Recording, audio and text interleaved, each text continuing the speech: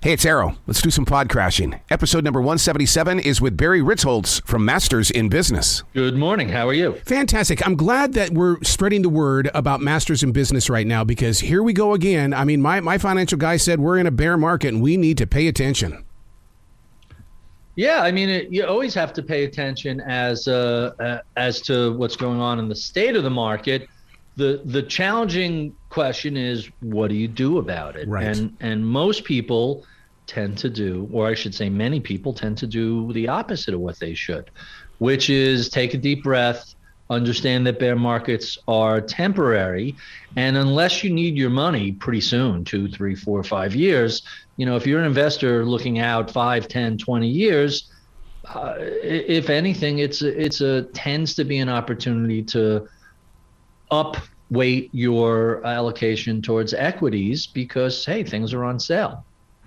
The importance of transparency, and especially when it comes to the analytics of your money and stuff like that. I mean, because I get those letters in the mail, I get the hookups and stuff like that. But does the average person know what they're looking at? Yes and no. I mean, the monthly statements or quarterly statements tend to be filled with like pages and pages of, small print, boilerplate. Look, here's what you want to know. What is your financial plan? What are your goals? Are you on target for those goals over longer periods of time? And if you're not, what do you have to do to get to where you want to be? Sometimes it's a matter of upping your contributions to your 401k or your retirement plan. Sometimes it's a matter of being, every now and then we'll review a portfolio and we'll see, you're 30 years old. Why are you 40% bonds? You're way too conservative for your age group. And every now and then we'll see the opposite. We'll see somebody who's, 68 years old and they're 100% equities. And hey, that's a little aggressive. Are you comfortable not having a little ballast to offset that when the market sells off? Although this year has been unusual because we have both stocks and bonds down double digits, although bonds fell obviously much less than stocks did. Haven't they turned a lot of people into basically gambling? Because, I mean, look at what happened to GameStop. All of a sudden you had a lot of people make money, and boy, did they ever lose some money too. Yeah, I have Spencer Jacob coming up on the podcast in a couple of weeks, and he literally wrote the book on GameStop, meme stocks, and all the craziness, AMC, Hertz, all the wacky stocks that just blew up. There's a pretty strong case to be made that around the same time as the lockdowns began and sports and gambling were cut off, people got stimulus checks and they found themselves home bored with nothing to do. And at the same time, apps like Robinhood, which really gamified trading, became ubiquitous. Robinhood's been around for almost a decade, but people really only discovered it during the lockdown when, hey, there's no sports, there's no casinos, there's no vacation travel. We're bored and we have cash in our account. What are we going to do? Well, might as well, take the stimmies and our diamond hands and to the moon. That was the philosophy. A lot of us people who have been around a few market cycles and have seen this before said, well, we know how this is going to end. We just can't give you an exact date. And ironically, here we are. The first half of 2022 is almost over. And exactly what the old fogies warned the young studs about pretty much happened. My favorite moment from 2021 was this, a very good looking couple on TikTok are explaining how they support their lifestyle, and their answer is they day trade, but their secret is they only buy stocks that go up. And if they don't go up, they don't buy them. I'm like, didn't Will Rogers say that like a century ago? But he was joking. You TikTokers are serious about this. And that's really been fascinating. In fact, there's been a whole subgenre of financial advice on TikTok that ranged from awful to, I want to say, criminal, prosecutable, just like the worst sort of dumb.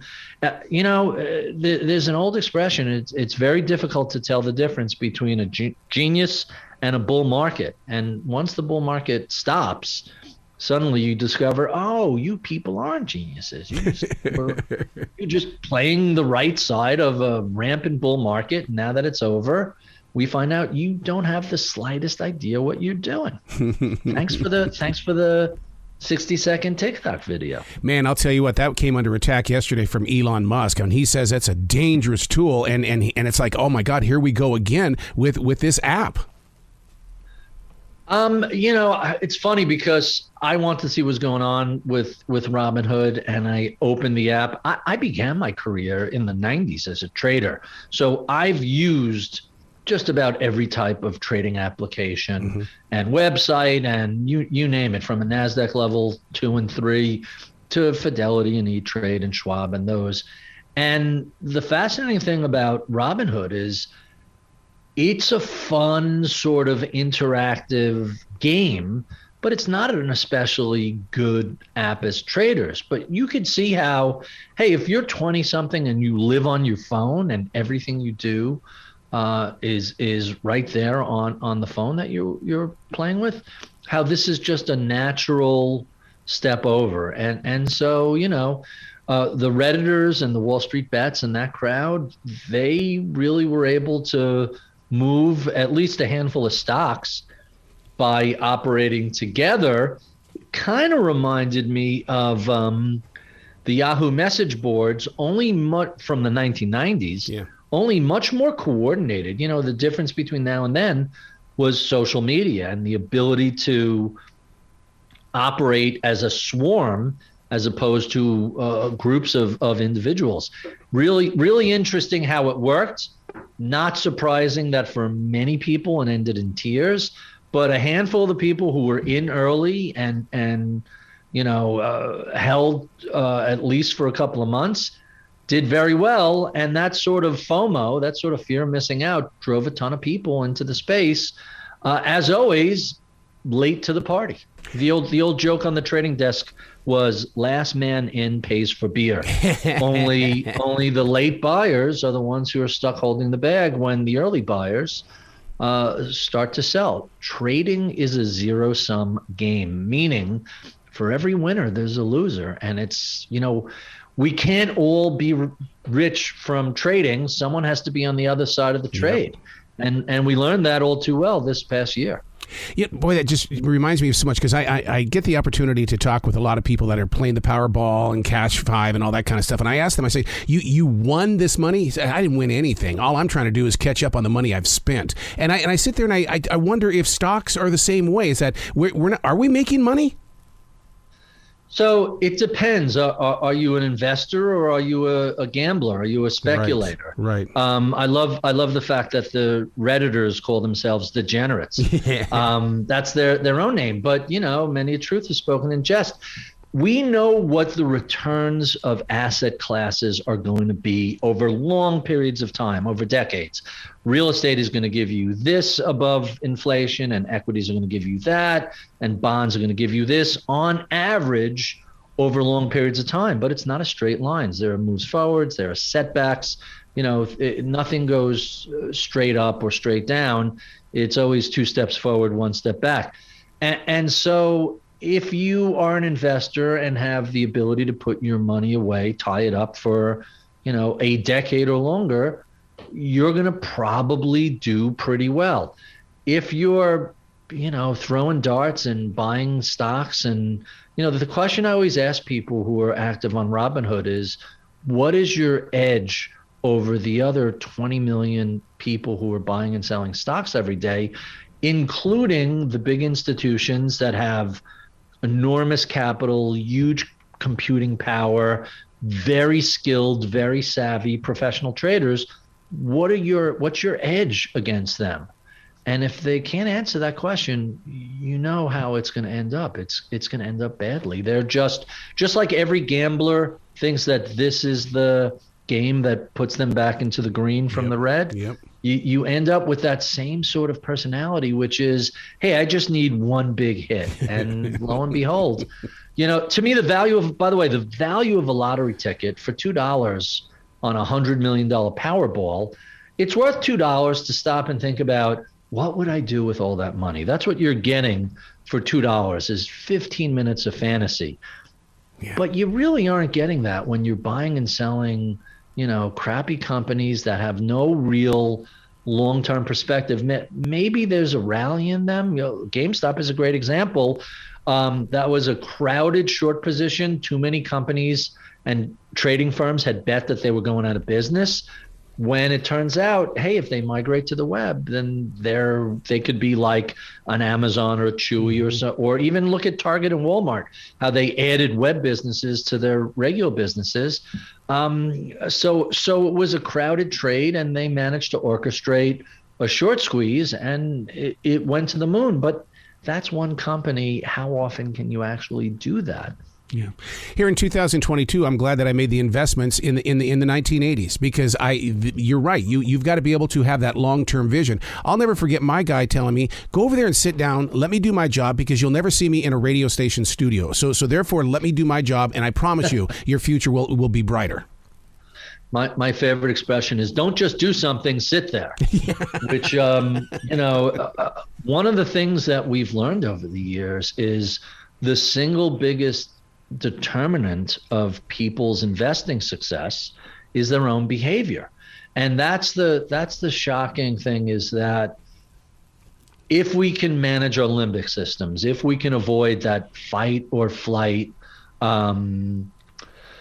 response, if we cannot make emotional decisions but be calm and collected and logical, we tend to do better. But, it's easier said than done. To me, it doesn't matter which index fund you own or which mutual fund you own, or even if you want to be a stock picker, all those things are secondary to your own behavior. You can't control what the market's going to do. You can't control what the president or the Congress or the Federal Reserve is going to do, but you can control how you react to it. And we've noticed that people who get all enthusiastic and greedy and buy a lot of stock at the top and panic and can't sleep at night and dump stock after it's sold, they tend to do poorly in the market. Mm-hmm. And it's not because of what they own or what the Federal Reserve did.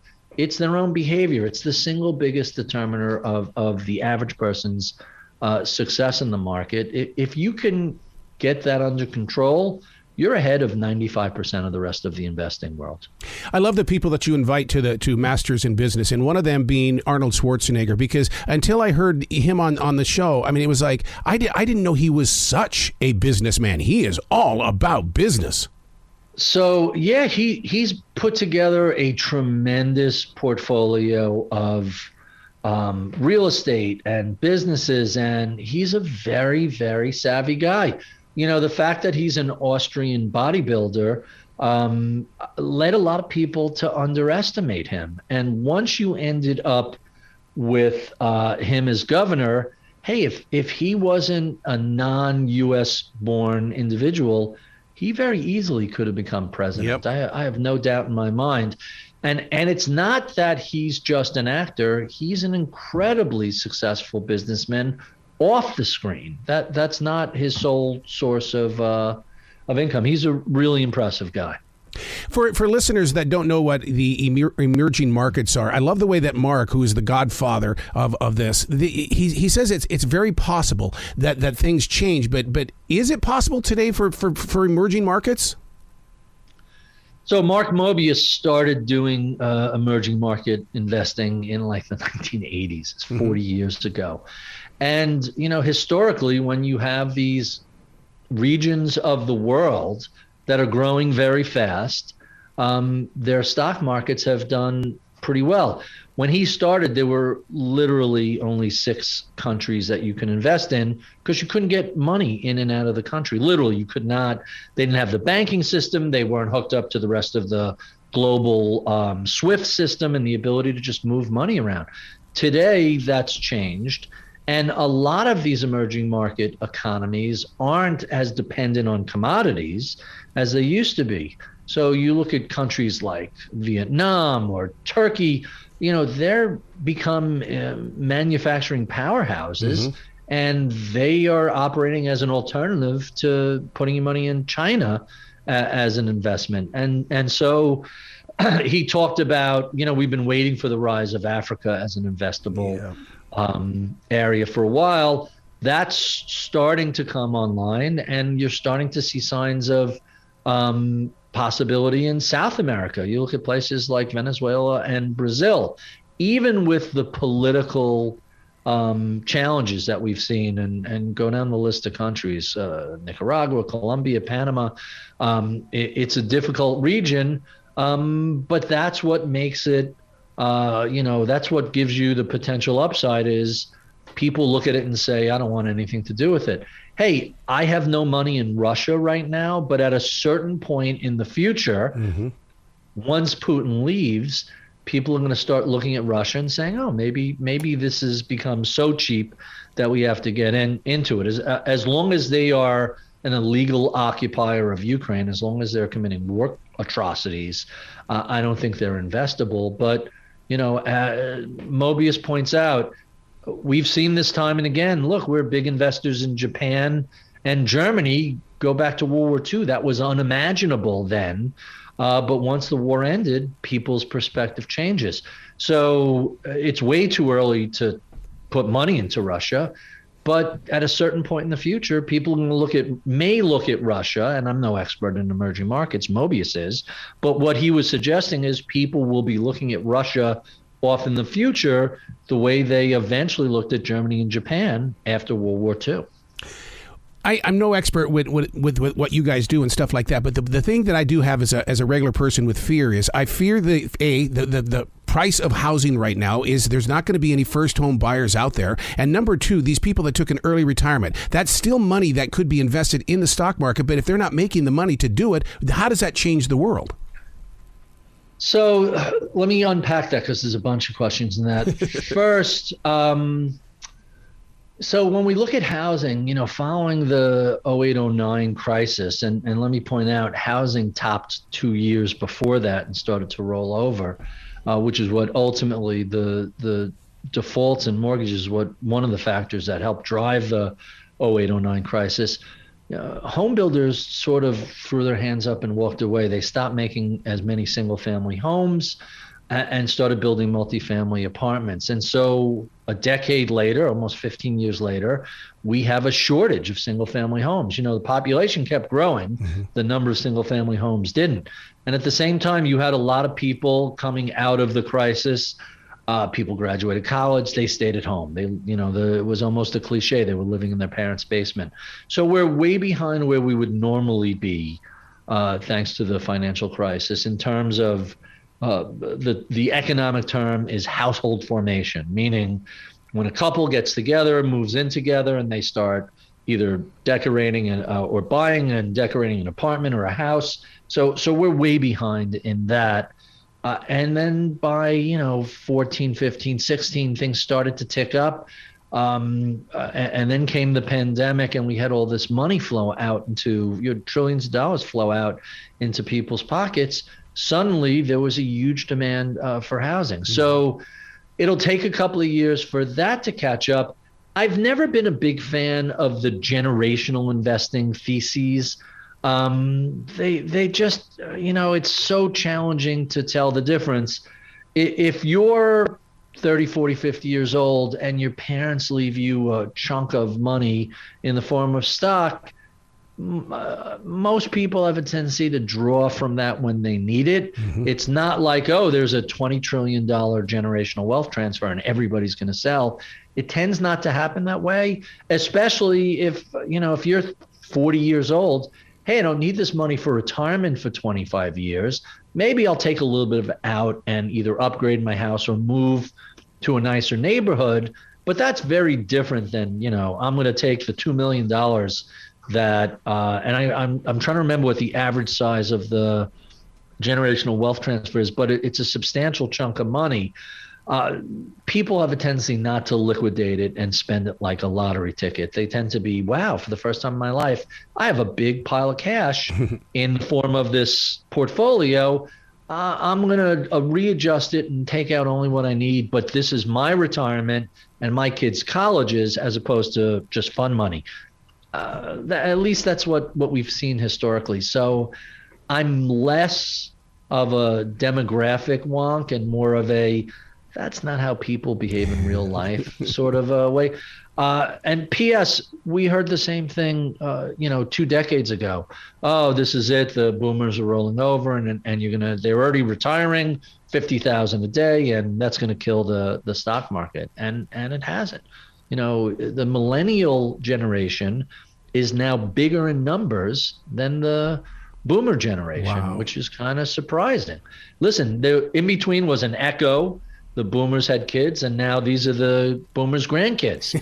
And they're buying houses, and they're working, and they're creating apps, and they're going to own equities, hopefully holding them longer than they did with Robinhood, during the pandemic lockdown. Wow. Barry, you got to come back to this show anytime in the future. The door is always going to be open for you. My pleasure, anytime. Excellent. Well, you be brilliant today, okay, sir? Thank you so much.